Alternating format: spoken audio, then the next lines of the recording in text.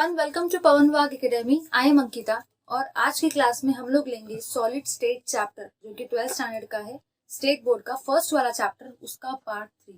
ठीक है, प्रीवियस वाले दो क्लासेस में हम लोगों ने कवर किया था क्रिस्टलाइन सॉलिड क्या होते हैं, एमॉर्फस सॉलिड क्या होते हैं, क्रिस्टलाइन सॉलिड के टाइप्स कौन से होते हैं, पॉलीमॉर्फिज्म क्या होता है, आइसोमॉर्फिज्म क्या होता है। उसी के साथ साथ जो मैंने कवर किया था वो था आपका यूनिट सेल, कि एक्चुअली यूनिट सेल होता क्या है। और हम लोगों ने देखा था यूनिट सेल के टाइप्स भी, प्रिमिटिव यूनिट सेल क्या होता है, नॉन प्रिमिटिव यूनिट सेल क्या होता है, और नॉन प्रिमिटिव का फर्दर क्लासिफिकेशन। इतना पार्ट हम लोग प्रीवियस वाले दो क्लासेस में देख चुके हैं। अब आज के क्लास में जो हम लोग देखेंगे ना, वो देखेंगे यूनिट सेल के पैरामीटर्स कौन से होते हैं। क्योंकि यूनिट सेल तो डिस्कस हो चुका है, बट आज का क्लास जो है ना, ये एक्सट्रीमली इंपॉर्टेंट है, not only from state board point of view, but ये वाला क्लास आपके एंट्रेंस पॉइंट ऑफ व्यू से भी एक्सट्रीमली इंपॉर्टेंट है। क्योंकि एंट्रेंस पॉइंट ऑफ व्यू में भी ऐसे क्वेश्चंस डायरेक्टली आते हैं। तो हम लोग ज्यादा टाइम वेस्ट किए बिना इस वाले क्लास को देखते हैं, स्टार्ट करते हैं। सबसे पहली चीज ये है, हेडिंग है आपका यूनिट सेल पैरामीटर।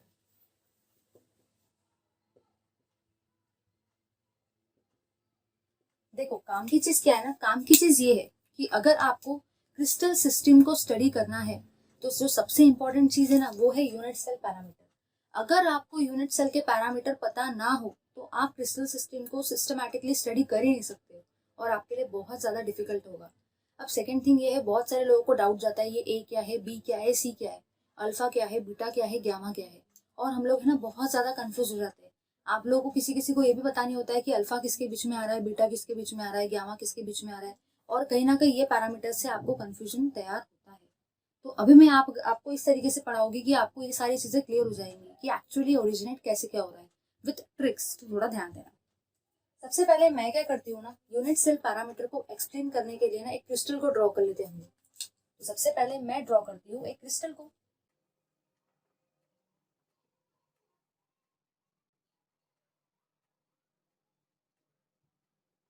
तो मैंने एक क्रिस्टल को ड्रॉ किया है, दिख रहा है आपको ये? तो इसको कहेंगे हम लोग क्रिस्टल ऑफ ए क्यूब।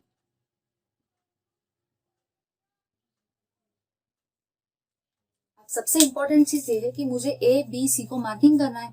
तो मैं क्या करूंगी, आपको पता होना चाहिए कि जो भी आपका ए है, जो भी आपका बी है, जो भी आपका सी है, ये रहेगा आपका edge of cube, edge length of cube.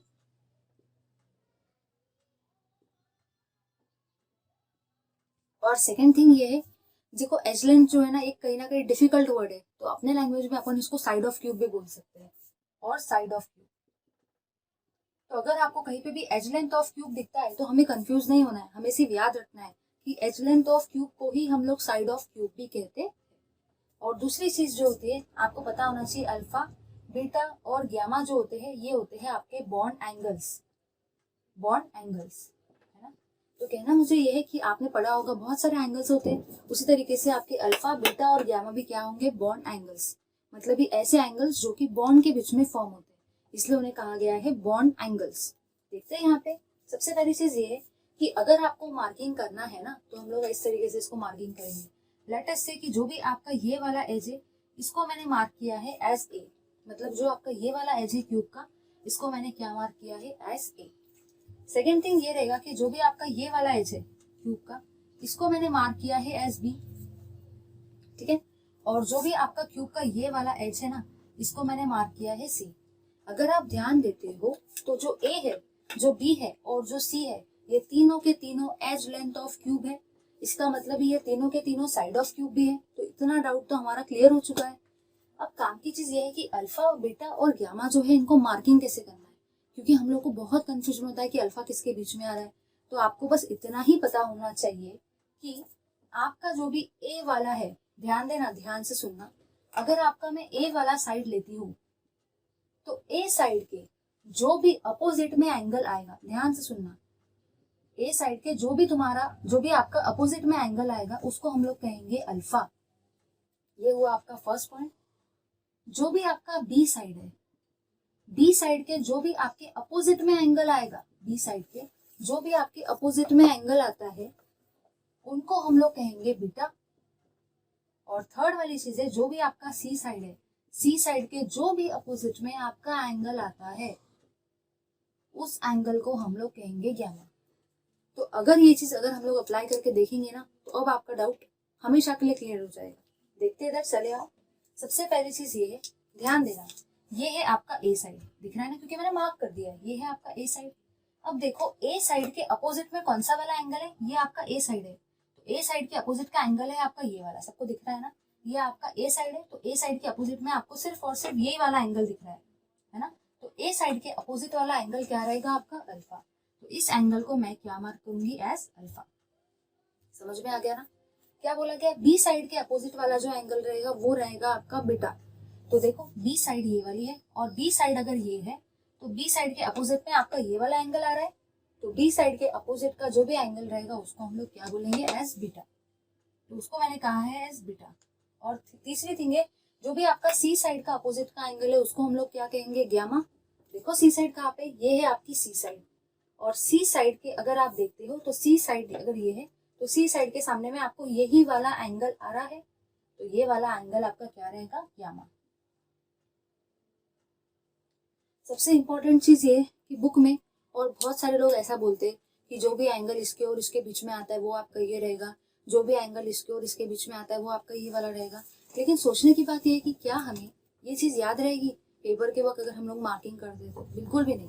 Paper के वक्त ये सारी चीजें अभी तो हमें समझ में आ जाता है, पेपर के वक्त बड़ा कंफ्यूज होता है, स्पेशली वो 3 आवर्स में। इसलिए आपको याद रखने का तरीका क्या है, सिर्फ आपको पता होना चाहिए कि ए बी सी कैसे याद रखोगे। देखो ध्यान देना, सबसे पहली चीज ये, अगर आप एबीसीडी पढ़ते हो तो पहले ए आता है, फिर बी आता है, फिर सी आता है, सबको पता है। जब आप एंगल देते हो ना, अल्फा बीटा ग्यामा, तो पहले अल्फा आता है, फिर बीटा आता है, फिर ग्यामा आता है ना। तो देखो इधर, ये है आपका ए, ये है आपका बी, ये है आपका सी। जस्ट आपने इसको ऐसे अरेंज कर दिया, ए बी सी डी इस तरीके से। बॉन्ड एंगल कहाँ से स्टार्ट होता है, अल्फा से। देखो मैंने कैसे स्टार्ट किया है, alpha beta gamma, alpha beta gamma. पहले हमेशा अल्फा ही आता है, फिर बीटा आता है, फिर ग्यामा आता है। तो क्या करना है, ए के अपोजिट वाला जो एंगल रहेगा वो अल्फा, तो जो भी आपका ए है उसके अपोजिट वाला अल्फा। बी साइड के अपोजिट जो भी एंगल आएगा वो रहेगा आपका बीटा, तो बी साइड के अपोजिट वाला एंगल रहेगा आपका बीटा। सी साइड के अपोजिट वाला एंगल रहेगा आपका ग्यामा, तो सी साइड के अपोजिट वाला एंगल आपका ग्यामा। बस उस एक्सिस को देखो और उस एक्सिस के सामने वाले एंगल को देखने का है, तो उससे हमारे सारे के सारे डाउट्स क्लियर हो जाएंगे। इसका स्क्रीनशॉट ले लो एक बार। अब हम लोग देखते हैं आगे। आई होप अगर आपकी ये चीज क्लियर हो गई हो ना, तो ही जाके क्रिस्टल सिस्टम पढ़ने का मजा है। देखते हैं हम लोग क्या होता है। अब सबसे इंपॉर्टेंट चीज है ब्रेविस लैटिस, कि ब्रेविस लैटिस होता क्या है। देखो ब्रेविस लैटिस को पढ़ने से पहले आपको ब्रेविस लैटिस के नंबर्स पता होने चाहिए, कि ब्रेविस लैटिस का नंबर क्या है, क्रिस्टल सिस्टम का नंबर क्या है। क्योंकि इस टाइप के क्वेश्चन है ना, हम लोग क्या करते हैं, हम लोग खूब डिटेल में पढ़ते हैं, सब कुछ पढ़ते हैं, लेकिन हम लोग बेसिक चीजें जो होती है ना उसकी तरफ ध्यान ही नहीं देते। और क्वेश्चन वहां से आता है, स्पेशली एमसीक्यू की बात कर रही हूँ मैं, और 1 मार्क वाले क्वेश्चंस वो वहां से पूछे जाते हैं। स्पेशली 1 मार्क वाले जितने भी आपके क्वेश्चंस होंगे, अगर आप प्रीवियस देखते हो ना, प्रीवियस ईयर्स के सारे पेपर्स, तो वो डेफिनेशन ओरिएंटेड होते हैं। तो डेफिनेशन सबका पता होना चाहिए। ठीक है, देखते हैं हम लोग ब्रेविस लैटिस को।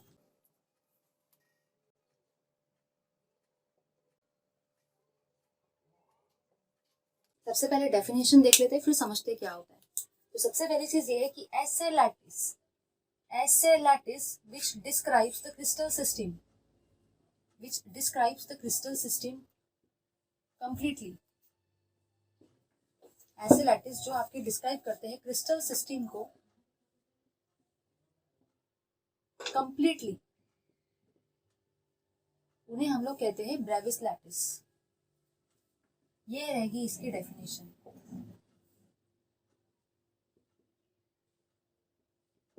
तो सबसे पहली चीज ये है कि अगर हमें किसी भी क्रिस्टल सिस्टम को डिस्क्राइब करने का है, तो क्रिस्टल सिस्टम को डिस्क्राइब करने के लिए हमें कुछ लैटिसेस की जरूरत पड़ती है, लैटिसेस को स्टडी करना पड़ता है। ये सब क्या होता है हम लोग देखेंगे अभी डिटेल में।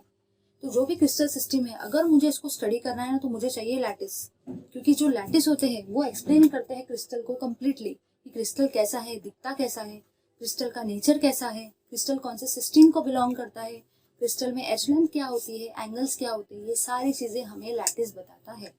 ठीक है, और ये लैटिस को एक्सप्लेन किया है ब्रेविस सेंटिस ने, इसलिए इसका नाम क्या है, ब्रेविस लैटिस।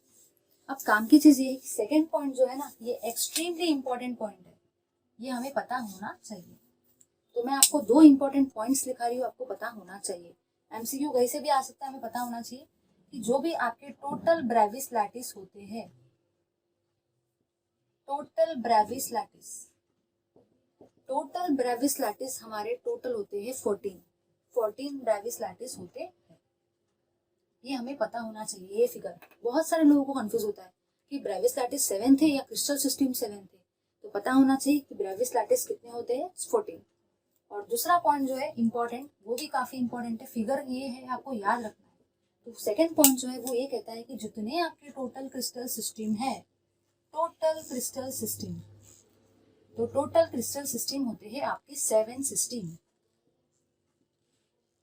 याद रहेगा ना? दिमाग में ये क्वेश्चन मत लाना कि ये 7 है ये 14 है तो 7 2 14 हो रहा होगा, ऐसा कोरिलेशन बिल्कुल भी यहाँ पे ऑप्टेन नहीं होता है। सिर्फ इतना पता होना चाहिए कि ब्रेविस लैटिस टोटल आपके 14 होते हैं, क्रिस्टल सिस्टम आपके टोटल 7 होती है। अगर आप मेरे सारे क्लासेस करते हो, तो अगर आप बुक में का एक आधा भी पॉइंट छोड़ देते हो ना, तो मेरे क्लासेस में मैं वो सारे छोटे से छोटे पॉइंट आपके कवर कराऊंगी। ठीक है, तो ये 2 पॉइंट जो है इनको एक्सट्रीमली इंपॉर्टेंट मार्क करके लिखना वहां पे। लिख लो इसको, एक बार स्क्रीनशॉट ले लो इसका। ठीक है, अब क्या होता है ना, जब भी आप इंपॉर्टेंट पॉइंट लिखते हो, तो मेरा एक छोटा सा सजेशन है आप सबके लिए, जब भी इंपॉर्टेंट पॉइंट लिखते हो, आज ही नहीं बाकी सारे जितने भी मेरे अपकमिंग क्लासेस रहेंगे, आपको हमेशा एक ऐसा बॉक्स बनाना है। क्योंकि क्या होता है ना, रिवीजन के वक्त हमारा बॉक्स की तरफ ज्यादा अच्छे तरीके से कंसंट्रेशन रहता है। तो हमेशा इंपॉर्टेंट चीज को आप ऐसे बॉक्स के फॉर्म में मेंशन करोगे। ठीक है, सारे नोट्स में आपको इसी फॉर्म में करना है। डेफिनेशन भी इसका पता होना चाहिए। अब दिमाग में क्वेश्चन तो यही आता है ना, चलो मैम ने 14 यहाँ लिख दिया, लेकिन एक्चुअली 14 आए कैसे? तो अब हम लोग देखेंगे कि ये 14 जो है ये आते कैसे, ये 7 जो है ये आते कैसे, इनका ओरिजिन देखते और कैसे ऑप्टेन हुए, वो सारी चीजें हम देखते हैं। ठीक है, सो देखते आगे। थोड़ा सा ध्यान देना, अब मैं आपको ट्रिक ओरिएंटेड पढ़ाने वाली हूँ। हो सकता है कि इस टेबल के बारे में आपके पास में और भी बहुत सारी ट्रिक्स होगी, तो नॉट कंपलसरी कि आप मेरी ही ट्रिक्स को फॉलो करो, आप अपनी खुद की वाली सेल्फ ओरिएंटेड ट्रिक्स को भी फॉलो कर सकते हो। कोई डाउट नहीं, कोई इशू नहीं है उसमें, लेकिन हो सके तो इस ट्रिक को, ये ट्रिक्स आपके लिए ज्यादा हेल्पफुल रहेगा। तो इस ट्रिक को देखते हैं, क्योंकि कैसा है ना, मैं जब इसके पैरामीटर्स आपको पढ़ाऊंगी तो मैं मेरी ट्रिक ओरिएंटेड पढ़ाऊंगी। देखते हैं हम लोग। तो सबसे पहली चीज आप यहाँ पे लिखोगे 7 crystal system, 7 crystal system, 7 crystal system.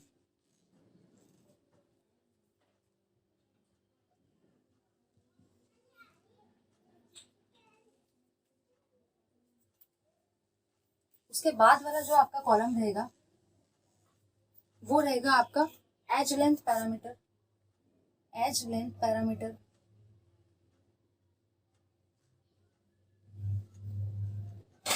Next वाला जो आपका रहेगा वो रहेगा आपका बॉन्ड एंगल पैरामीटर,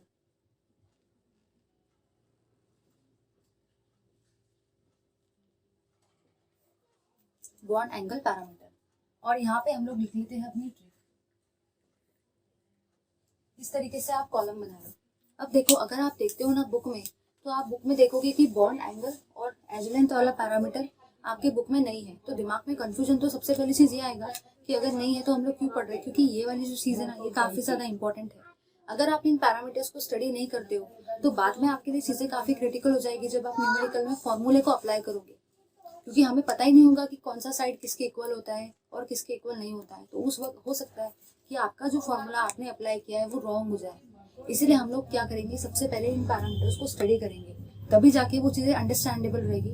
और not only from state board point of view, ये parameters entrance point of view से seriously speaking very very important होते हैं। तो देखते हैं हम लोग।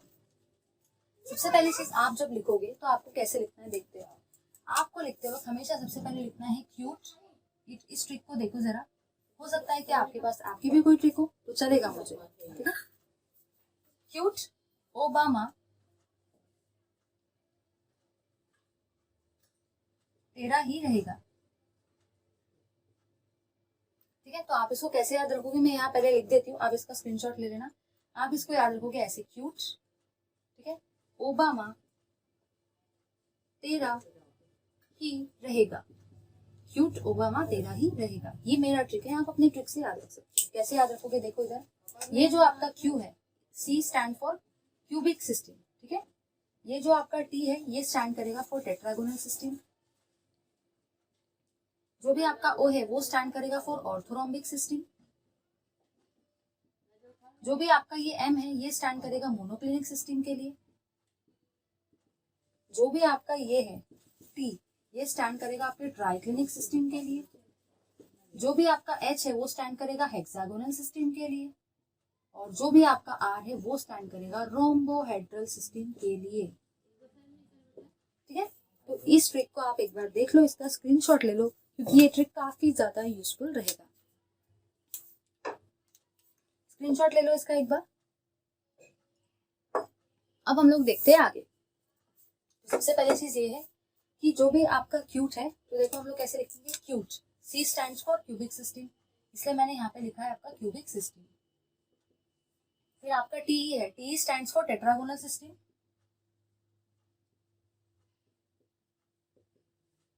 जो भी आपका ओ है वो स्टैंड करता है ऑर्थोरोम्बिक सिस्टम के लिए। मैं कुछ भी नहीं कर रही हूँ, सिर्फ डायरेक्टली लिखते चल रही हूँ। जो भी मुझे ट्रिक कह रही है बस मैं उसको फॉलो करते जा रही हूँ। M stands for monoclinic system, तो क्यूट ओबामा तेरा ही रहेगा। जस्ट ये वाली ट्रिक आप याद रखो। T stands for triclinic system.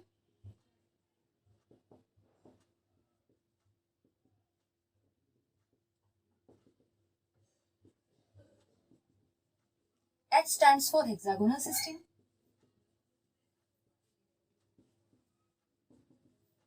और R stands for rhombohedral system.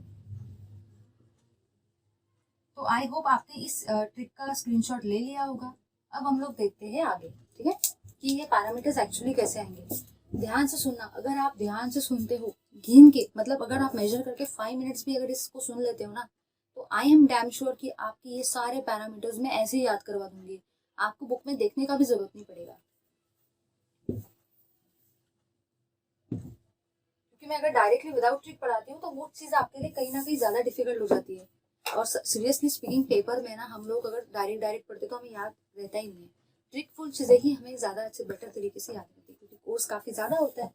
Listen, सबसे पहली चीज़ ये है कि आपको बोला गया है क्यूबिक सिस्टम। ध्यान देना, अगर आप बात करते हो ना क्यूबिक सिस्टम की,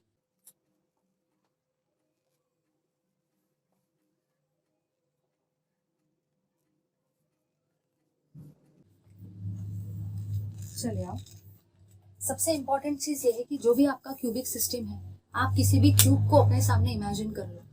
अगर आप कोई भी क्यूब लेते हो तो आपको पता होना चाहिए कि क्यूब के सारे साइड और सारे के सारे एंगल जो होते हैं वो कैसे होते हैं, इक्वल, है ना, इसीलिए तो वो क्यूब है ना।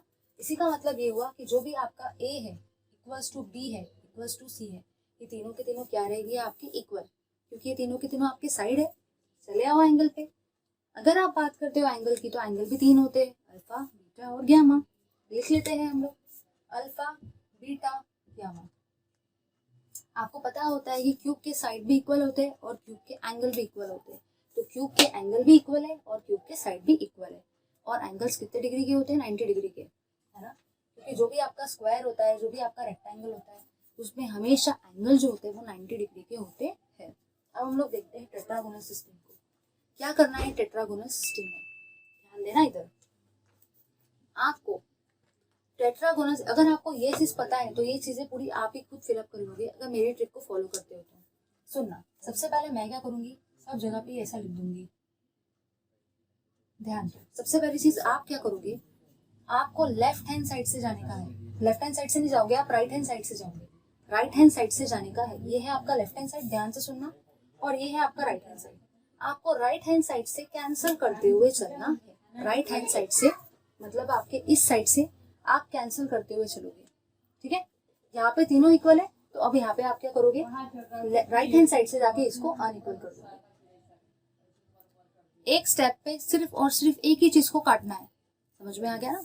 नीचे आ जाओ इसके, ये चीज क्या रहेगी, same, alpha equals to beta equals to gamma equals to 90 degree, ये चीज आपकी सेम रहेगी, क्योंकि आपको एक स्टेप पे सिर्फ और सिर्फ एक ही चीज को कैंसिल करना है। वो भी कैंसिल किस साइड से करना है, आपके राइट हैंड साइड से। सबसे पहले किसको कैंसिल करना है, इसको, बाद में इसको, क्योंकि ये पहले आता है ना। ये है हमारा ट्रिक। चले आओ नीचे ऑर्थोनॉमिक सिस्टम पे, अगर आप देखते हो, लिख दो इसको एज इट इज।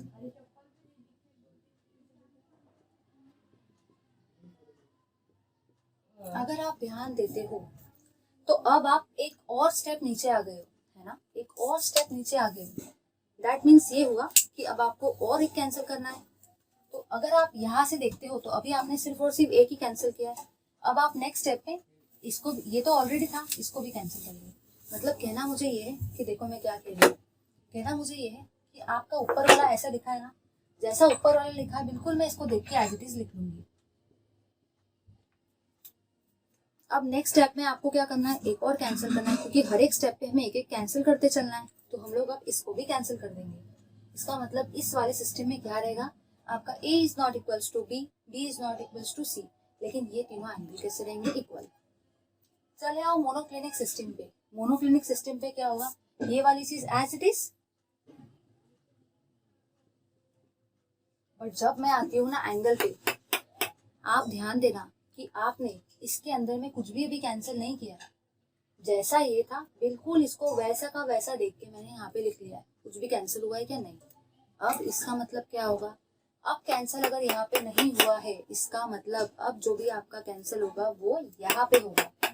पहले ये होगा, फिर ये कंप्लीट होने के बाद अब ये। इसके नीचे का मैंने एज इट इज इसको देख के लिखा, तो यहाँ पे कुछ भी कैंसिल नहीं हुआ, तो अब जो भी कैंसिल होगा वो यहाँ पे होगा। देखो इधर इसको कैसे लिखते हैं हम लोग, मोनोक्लिनिक सिस्टम। तो alpha equals to beta equals to 90 degree, but जो भी आपका गामा है वो 90 डिग्री के इक्वल नहीं होगा। इसको भी हम लोग राइट हैंड साइड से काटेंगे। तो लेफ्ट हैंड साइड की अल्फा इक्वल्स टू बीटा रहेगा और gamma is not equal to 90 degree. हमें एक स्टेप पे सिर्फ और सिर्फ एक ही चीज को कैंसिल करने का है, तो मैंने ये वाले स्टेप पे इसको कैंसिल किया है। समझ गया ना इतना। अब आते हैं ट्राइक्लिनिक सिस्टम पे। ट्राइक्लिनिक सिस्टम को पढ़ने से पहले आपको ये ट्रिक कुछ भी हेल्पफुल नहीं रहेगा, सिर्फ आप इतना समझ लो, ट्राइक्लिनिक सिस्टम मतलब एक ऐसा सिस्टम जिसमें एक भी साइड इक्वल नहीं है और जिसमें एक भी एंगल भी इक्वल नहीं है, ये होता है आपका ट्राइक्लिनिक सिस्टम। समझ में आ गया ना। आप खुद ही सोचो, इसका नाम है ट्राई। ये ट्राई कुछ ना कुछ बोल रहा है आपको, तो आपको ये बोल रहा है कि ना इसमें एक भी साइड इक्वल है और ना ही इसमें एक भी एंगल इक्वल है। समझ में आ गया ना। तो एक भी साइड भी इक्वल नहीं, एक भी एंगल भी इक्वल नहीं, इसलिए इसका नाम क्या है, ट्राइक्लिनिक सिस्टम। अब आते हैं हेक्सागोनल सिस्टम पे कि एक्चुअली हेक्सागोनल सिस्टम में होता क्या है। तो आपको पता होना चाहिए, एक ट्रिक जरा ध्यान से सुनना, कि जो भी आपकी टेट्रागोनल सिस्टम है, जैसी भी आपकी टेट्रागोनल सिस्टम है, बिल्कुल उसी तरह का आपका हेक्सागोनल सिस्टम का एज लेंथ के पैरामीटर्स रहेंगे। तो देखो इधर टेट्रागोनल सिस्टम में क्या है, a equals to b, b is not equals to c। But अगर मैं बात करती हूँ ना बॉन्ड एंगल के पैरामीटर्स की, तो बॉन्ड एंगल के पैरामीटर्स में देखो आपको क्या करना है, alpha equals to beta equals to 90 degree, और जो भी आपका गामा रहेगा वो रहेगा 120 डिग्री के बराबर। तो 120 डिग्री कहाँ से आया, आपको याद रखना है कि आप अगर हेक्सागोन को इमेजिन करते हो ना, तो हेक्सागोन का एंगल जितना होता है वो 120 डिग्री का होता है। इसको याद रखना है, और ये एज इट इज रहेगा टेट्रागोनल सिस्टम के। अब आते हैं रोम्बोहेड्रल सिस्टम पे। सबसे पहले चीज तो ये है कि आपको पता होना चाहिए कि रोम्बोहेड्रल सिस्टम को ही हम लोग ट्राइगोनल सिस्टम बोलते हैं। हमें इसका अल्टरनेटिव नाम भी पता होना चाहिए, क्योंकि कैसा होता है ना, हमें एक नाम पता है तो हमें दूसरा भी पता होना चाहिए कि रोम्बोहेड्रल को ही आप ट्राइगोनल सिस्टम भी बोलते हैं। एक और बात, स्टूडेंट को सबसे ज्यादा पता है कंफ्यूजन कहाँ पे होता है, ट्राइक्लिनिक और ट्राइगोनल सिस्टम में। तो आपको पता होना चाहिए कि ट्राइक्लिनिक सिस्टम कम्प्लीटली डिफरेंट है, जहाँ एक भी पैरामीटर्स लेंथ का और एंगल का इक्वल नहीं होता है, लेकिन ट्राइगोनल सिस्टम बिल्कुल का बिल्कुल रोम्बोहेड्रल की तरह होता है। अब देखो इसको पैरामीटर्स कैसे आएंगे। सबसे पहली चीज, आप एक ट्राइंगल को इमेजिन करो। किसी भी ट्राइंगल को अगर इमेजिन करते हो तो हमेशा याद रखना है कि ट्राइगोनल सिस्टम में मतलब क्या होता है, आपका ट्राइंगल, ट्राइंगल के हर एक साइड आपके इक्वल होते हैं। अगर आप लेते हो ना ये सारे के सारे साइड, तो ट्राइंगल के केस में ऑल साइड आर इक्वल, और ट्राइंगल के केस में अगर आप इमेजिन करते हो इक्विलैटरल ट्राइंगल को, तो सारे के सारे साइड भी आपके कैसे होते हैं, 60 डिग्री के। मतलब सारे के सारे साइड भी आपके क्या होते हैं, इक्वल। तो alpha equals to beta equals to gamma, है ना। तो बस क्योंकि रोम्बोहेड्रल सिस्टम से अगर इमेजिन करोगे तो डिफिकल्ट जाएगा, बट अगर ये चीज समझ लो कि रोम्बोहेड्रल ही ट्राइगोनल सिस्टम है और ट्राइगोनल ही इक्विलैटरल ट्राइंगल है, तो all sides are equal and all bond angles are also equal. तो बस वही चीज हम लोग लिख लेते हैं, a equals to b equals to c, और जो भी आपके अल्फा रहेंगे equals to beta equals to gamma. अगर हमें एक चीज पता है, और ये सारे के सारे एंगल 90 डिग्री के बराबर नहीं होते हैं। क्यों? क्योंकि ये एंगल तो 60 डिग्री के होते हैं ना। तो यहाँ पे आपका खत्म होता है आपका क्रिस्टल सिस्टम। अगर आप ध्यान देते हो तो ये सारे के सारे सिस्टम जो है कितने हुए टोटल? 7। देखो 1 2 3 4 5 6 7। तो यहाँ पे प्रूव होता है कि आपके क्रिस्टल सिस्टम्स टोटल 7 होते हैं। ये पैरामीटर्स आपको न्यूमेरिकल पर्पस में काफी हेल्पफुल रहेंगे, साथ ही साथ एंट्रेंस में, इसीलिए मैंने इसको ट्रिकफुली पढ़ाया है। हो सके तो आप इन पैरामीटर्स को रट्टा मत मारो, जैसी ट्रिक्स है मैंने आपको पढ़ाया ना वैसी ही ट्रिक्स आपके लिए काफी ज्यादा हेल्पफुल रहेगा। आप अपनी ट्रिक का भी यूज कर सकते हो, no doubt. Please take the screenshot of this. अब हम लोग देखते हैं आगे। अब सबसे पहली चीज तो ये है कि आपके दिमाग में डाउट ये आ रहा होगा कि एक्चुअली ब्रेविस लैटिसेस कहाँ से आए थे। तो ब्रेविस लैटिसेस को भी तो हमें प्रूफ करना है ना। तो हम लोग देखते हैं ब्रेविस लैटिसेस। चलो देखते हैं ब्रेविस लैटिसेस को कि एक्चुअली ब्रेविस लैटिसेस क्या होते हैं। सबसे पहली चीज तो ये होती है कि जो भी अगर आप बात कर रहे हो ना क्रिस्टल सिस्टम की, क्यूबिक सिस्टम, ये सारे के सारे सिस्टम्स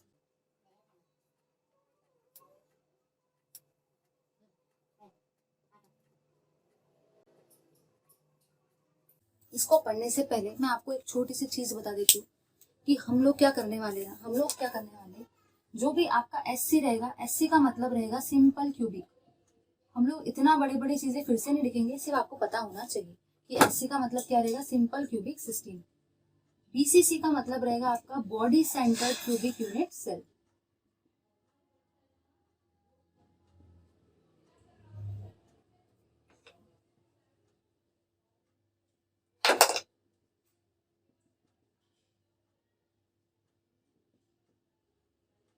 FCC का मतलब रहेगा आपका face centred unit cell, face centred cubic unit cell.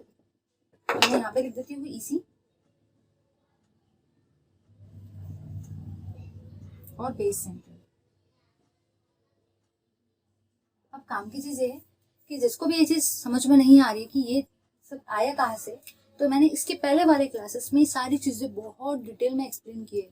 तो आप एक बार वो वाला लेक्चर जरूर देखना, क्योंकि तभी जाके आपके लिए ये वाला लेक्चर हेल्पफुल रहेगा, अदरवाइज कंफ्यूजन क्रिएटेड होगी। ठीक है, तो मैं स्क्रीन साइड हो रही हूँ, आप इस इतने पार्ट का फिलहाल स्क्रीनशॉट ले लो, क्योंकि अब हम इन टर्म्स का यूज करेंगे।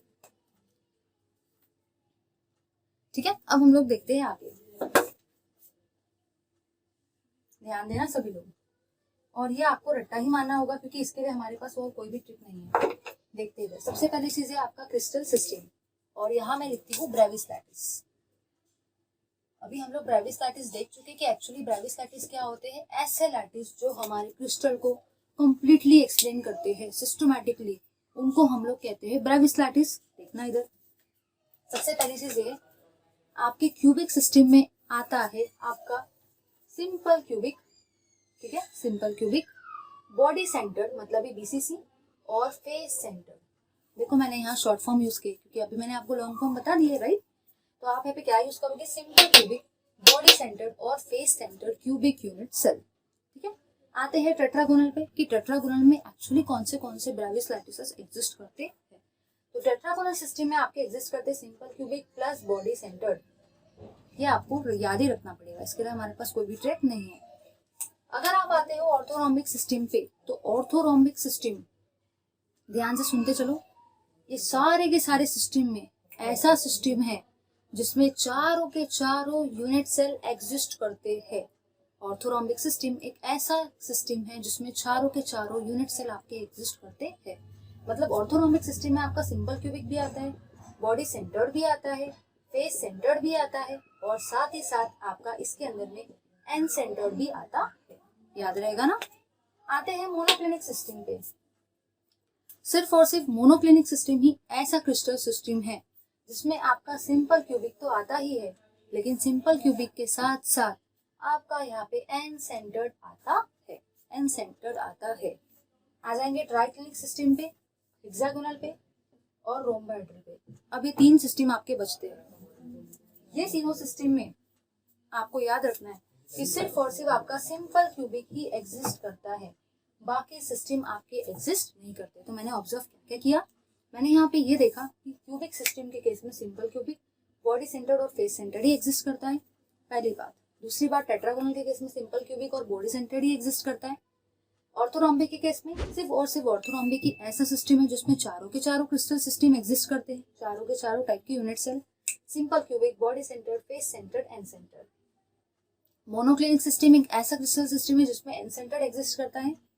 Triclinic system, hexagonal system, rhombohedral और ट्राइगोनल सिस्टम, ये तीन ऐसे क्रिस्टल सिस्टम हैं जिनके केस में सिर्फ और सिर्फ सिंपल क्यूबिक यूनिट सेल ही एग्जिस्ट करता है। अब देखो ध्यान से, आप क्या यहाँ पे ऑब्जर्व करते हैं। आपने यहाँ पे एक चीज ये देखी, हो सकता है आपने ऑब्जर्व नहीं किया हो, चाहे कोई भी क्रिस्टल सिस्टम ले लो, सबके केस में सिंपल क्यूबिक तो आता ही है, सिंपल क्यूबिक टाइप का यूनिट सेल। मतलब इन सारे के सारे क्रिस्टल सिस्टम में सिंपल क्यूबिक जो है वो आपका कॉमन होता है। लास्ट पॉइंट डिस्कस करते हैं, फिर क्लास को खत्म करते हैं। देखो यहाँ पे ध्यान से सुनना, नहीं तो वो पॉइंट प्रूव नहीं होगा लास्ट वाला। ध्यान दो, सबसे पहली चीज यहाँ पे टोटल कितने हैं, 1, 2 और 3, 3 ब्रेविस लैटिस आपके यहाँ पे ऑब्टेन हुए। यहाँ पे कितने हैं, 1 और 2। यहाँ पे कितने हैं आपके 3, 4 आ रहे, 1, 2, 3, 4। यहाँ पे कितने आ रहे, 1, 2। यहाँ पे कितने आ रहे हैं, 1। यहाँ पे कितना आ रहा है, 1। और यहाँ पे कितना आ रहा है, 1। अगर आप इनका टोटल करते हो तो कितना आ रहा है, 3 + 2 5, 5 + 4 9, 9 + 2 11, 11 + 3 14। तो यहाँ पे आपके आ रहे हैं 14 ब्रेविस लैटिसेस। तो जो हम लोगों ने स्टार्टिंग में डिस्कस किया था ना कि 14 ब्रेविस लैटिसेस कहाँ से आते हैं, ये यहाँ से आते हैं। एग्जाम में not only from state board, entrance में इस टाइप का भी क्वेश्चन आ सकता है कि ऐसे कौन से सिस्टम है। क्वेश्चन जरा ध्यान से सुनना, ऐसे कौन से सिस्टम है जिसके केसेस में एंड सेंटर्ड आता है। तो आपको पता होना चाहिए सिर्फ और सिर्फ ऑर्थोनॉमिक सिस्टम है जिसके केस में एंड सेंटर्ड आता है, और मोनोक्लिनिक सिस्टम है। ऐसे कौन से सिस्टम है जिसके केस में बॉडी सेंटर्ड आता है सिंपल क्यूबिक के साथ में।